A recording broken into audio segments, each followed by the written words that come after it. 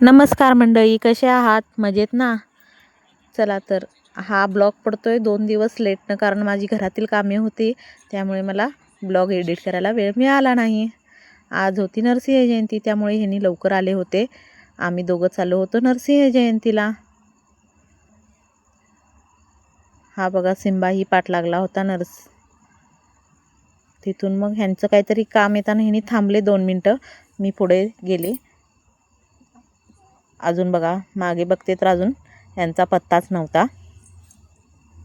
चालत चालत मी आले आंब्यापर्यंत आले, तेव्हा मग ह्यांनी आले गाडी घेऊन. मग तिथून आलो आम्ही देवळामध्ये आल्यावर आरती चालू होती. पुढे यायला 2-3 मिनटं लेटच झालं होतं. सगळ्यांनी आरती करून घेतली. ग्रामदैवत नरसिंह असल्यामुळे गर्दीही भरपूर होते. प्रसिद्ध आणि जागृत असे देवस्थान आहे आमचे नरसिंहाचे. तिथून बायकांनी असा पाळणा म्हटला.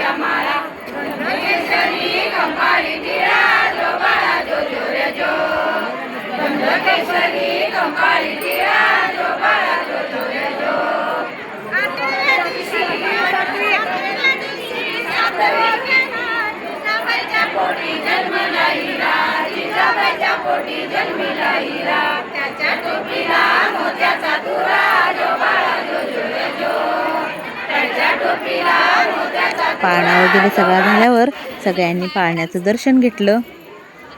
तिथं रूपा आणि संस्कृती आल्या होत्या. मी विचारलं होतं तेव्हा नाही म्हणाल्या, आणि नंतर मला तिथं त्या दोघीही भेटल्या.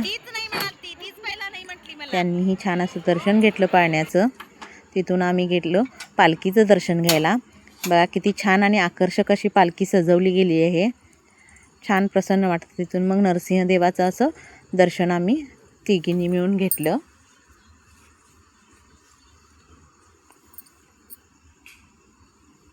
गुरव काकीही भेटल्या तिथं.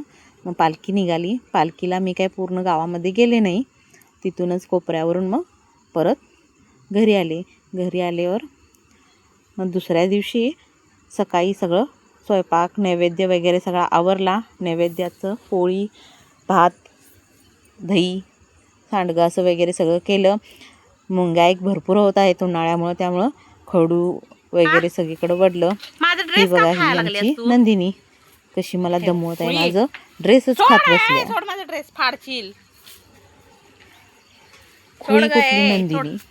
ड्रेस का खायल्यास? काय आहे त्या ड्रेस मध्ये एवढं काय छान लागाले तुला ड्रेस? ते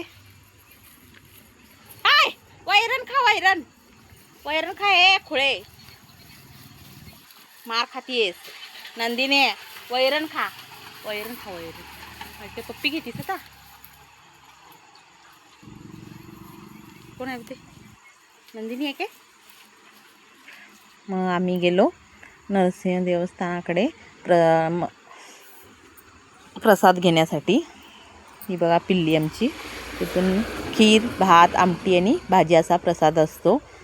मी जयश्रीताई आणि पवित्राताई मिळून असा प्रसाद सगळीजण मिळून घेतलो. परत येत होतो आम्ही सगळीजण. ऊन खूप झालं होतं त्यामुळं ओढणी असे मी डोक्यावरती गुंडाळी होते. ही बघा ही गौतमी साखर आणि खोबरं खात होती ती. लहान मुलांचं कसं भारी असते ना. चला तर मग माझे व्हिडिओ आवडत असतील तर फॉलो करायला विसरू नका. भेटू मग पुढच्या नवीन अशाच एका ब्लॉगमध्ये. घरी आले तोपर्यंत मम्मी पप्पा आणि पार्श्वी आले होते. Bye bye.